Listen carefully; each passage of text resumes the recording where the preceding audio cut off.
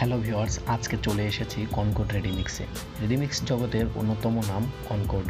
RMC জগতে Concord অনেক পুরাতন কোম্পানি।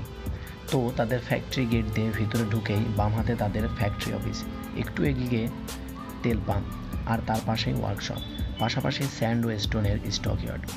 বালু আসে সিলেট থেকে এবং স্টোন দুবাই এবং লাফাস কোম্পানির মাধ্যমে তারা ইম্পোর্ট করে থাকে। নদীর তীরে থেকে কাউলার ক্রেনের সাহায্যে বালু তারা আনলোড করেন। এআরএমসিতে দুটি বেসিন প্ল্যান্ট রয়েছে, একটি সিমেম 1MQ জাম্পার 2000 যা কিনা আইডিএস প্যানেল বেসড, আর অন্যটি ইগল 4000 যা কিনা ডর্নার সফটওয়্যার বেসড 2.5MQ ক্যাপাসিটি। 4টি বড় পানির ট্যাঙ্ক রয়েছে পানি সরবরাহের জন্য, যা কিনা কনক্রিটের সময় অনবরত পানি সরবরাহ করে। বড় প্ল্যান্টের কন্ট্রোল রুমটি অনেকটা বড় এবং নিচে কম্প্রেসার রাখা আছে। কনকর্ড তাদের কাস্টমার ডিমান্ড অনুযায়ী সিকা, ফসরক এবং ওব্যাচ বিভিন্ন ধরনের কেমিক্যাল ইউজ করে থাকেন। তাদের কনক্রিট কোয়ালিটি যথেষ্ট ভালো, কাস্টমার স্যাটিসফাইড। ছোট মেশিনে 3টি এবং বড়টিতে 4টি সিমেন্ট সাইলো তারা ইউজ করে থাকেন। ইগল 4000 প্ল্যান্টে হাই টেকনোলজির ওয়াশ পাম্প ইউজ করা হয়েছে মিক্সচার ওয়াশ করার জন্য।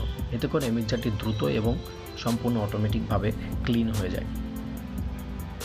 কনকর্ড আরএমসির সিমেম জাম্পার 2000 এবং সিমেম ইগল 4000 মেশিন দুটিই সাপ্লাইড বাই মিলনটিকা ইঞ্জিনিয়ারিং সার্ভিস। কনকর্ড আরএমসি বেশিরভাগ ক্ষেত্রে 7 রিংস, বসুন্ধরা এবং আকিজের সিমেন্ট ব্যবহার করে থাকেন। সিমেন্টের ব্র্যান্ডগুলোও মোটামুটি কাস্টমার ডিমান্ড অনুযায়ী তারা কনক্রিটিংয়ের কাজে ইউজ করে থাকেন।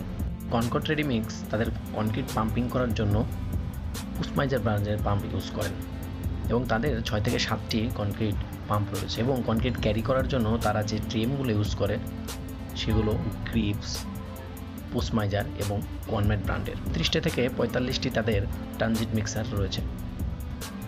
তো ভিউয়ার্স, এই ছিল কনকর্ড আরএমসি নিয়ে টুকিটাকি কিছু ডিটেইলস। পরবর্তী নতুন কোনো ভিডিওতে আবার কথা হবে। ততক্ষণ পর্যন্ত সবাই ভালো থাকবেন এবং চ্যানেলটিকে অবশ্যই সাবস্ক্রাইব করবেন, লাইক, কমেন্ট, শেয়ার করে পাশে থাকবেন।